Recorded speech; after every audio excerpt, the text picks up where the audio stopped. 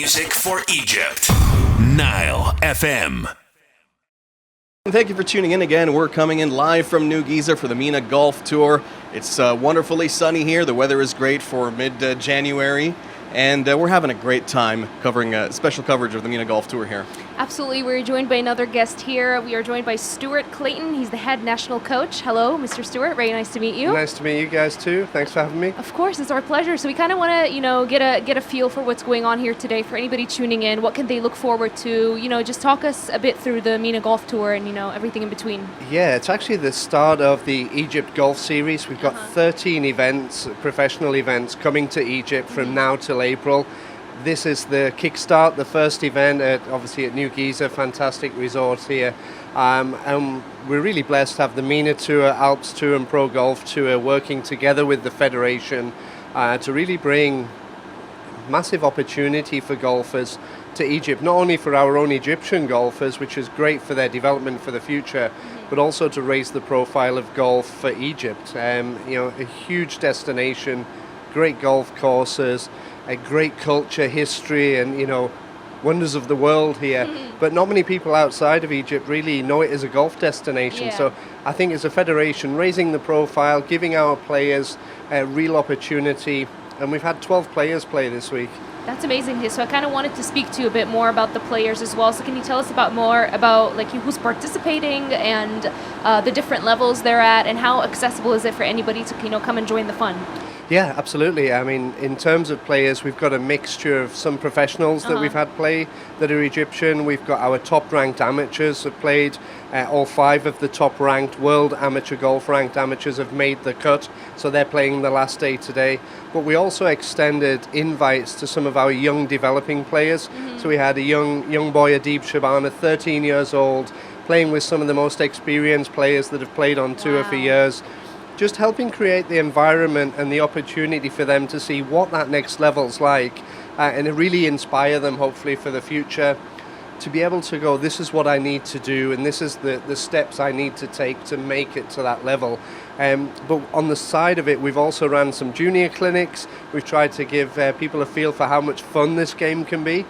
It's an incredibly difficult game, but it can also be incredibly fun as well. We're blessed. We've had great opportunity. We've got some events coming up.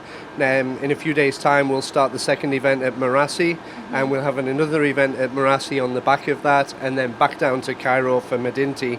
And we've also got a lot of amateurs playing there as well. So a little bit of everything across the board, but great opportunity for all players. I love that. So what advice would you give to people who want to get into golf, who are not necessarily either professional or amateur at all, people who have never played golf before? What kind of advice would you have for them?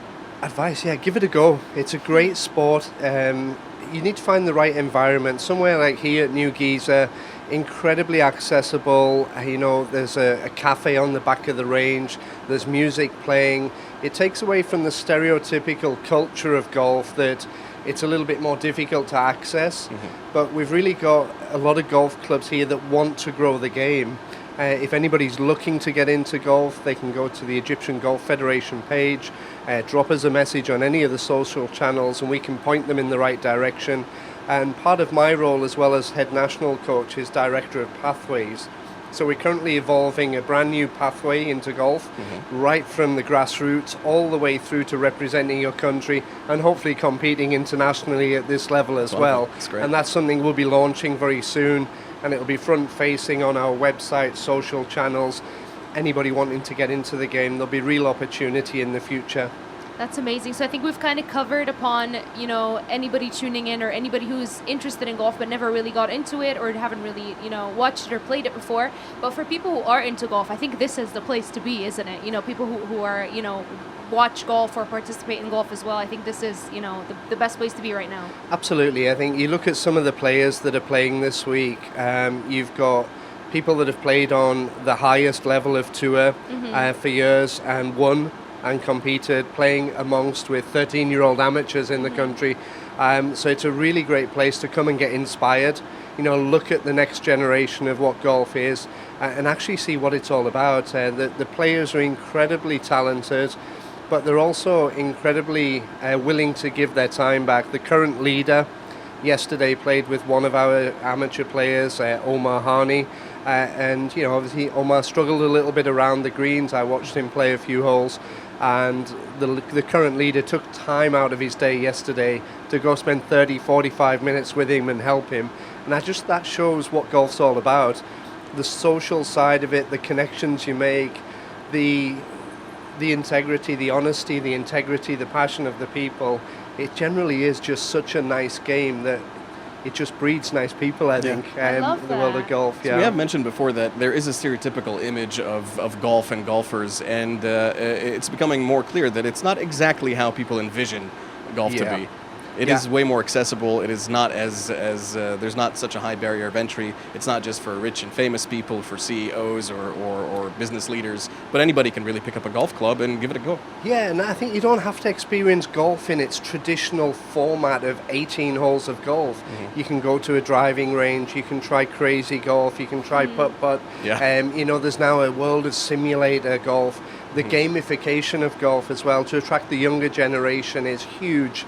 And it's something we want to try and do, is bring golf in whatever format to be accessible for golfers around the world, but especially in Egypt. I mean, my role is to grow golf in Egypt and make sure that people understand this game can be incredibly beneficial in multiple ways, from socializing to health, mental well-being.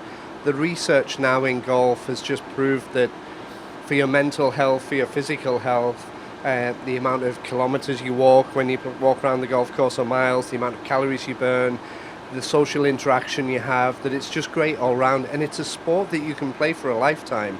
It's not like football or soccer or athletics or gymnastics that has an age window. It's something you can enjoy and up to your 80, 90 years old. I mean, I think it's just got such longevity to it. And hopefully we make it really accessible as a federation for as many people as possible. That's great to hear. Wow, yeah, that's great to hear. And you've kind of touched upon the fact that, Egypt is one of the chosen destinations because it does provide such a accessible all year round, opportunity for people to enjoy golf. So can you tell us about why it was so important to pick a place like Egypt for the MENA Golf Tour, and what that means for the country of Egypt itself, and for golf in this country as well? Yeah, well, I think the MENA Tour, as its name, Middle East, North Africa, it's one of those things. They're looking for key locations. The federation here in Egypt and the MENA Golf Tour have been in talks for quite some time and really wanted to create a series of events that, showcase golf in Egypt, but also I think the MENA Tour see the passion that we have for developing golf, and we wanted to put a really full series together and not just one showcase event, but put something there and also let the players see what Egypt has to offer. So I think, they've got multiple countries, they've got a full schedule. The players have a full commitment to traveling around the globe playing golf, but hopefully they'll enjoy these few weeks that they've got here in Egypt, and traveling up to the north coast there in a couple of days and then back down. They've got some great golf courses to play in. As you say, the weather lends itself. It's January. They're out in shorts and t-shirts. As much as it was chilly and windy this morning, it's quite nice now. That's something for a lot of the British players and European players. They're not getting the access to at the moment. And I think people just need to see how much Egypt has to offer. Great weather, great golf courses, great culture, great history, great people. I think it really is a true destination that more golfers should be coming to and experiencing as a destination for pro events, but also for holidays. The tourism side of it is huge, and I think if we can get the image right, we can definitely boost the amount of golfers that come to the country, but also golfers in the country playing more golf as well. Absolutely. Well, thank you so much, Mr. Stewart, for joining us today. It was an absolute pleasure. And if you are tuning in, make sure to tune in to whatever's going on here. There are live streams. You can come down here, and it is going on for a while. You guys said you're going to Marassi, and then afterwards you're going to Madinti, so it is going on for a while, so make sure to catch all the fun. Join the live streams, check our socials for all the information. Thank you so much again, Mr. Stewart, for joining us. Thanks for having me. Thank you so much. We'll be back on air in just a few minutes. Back to the music, though. NileFM.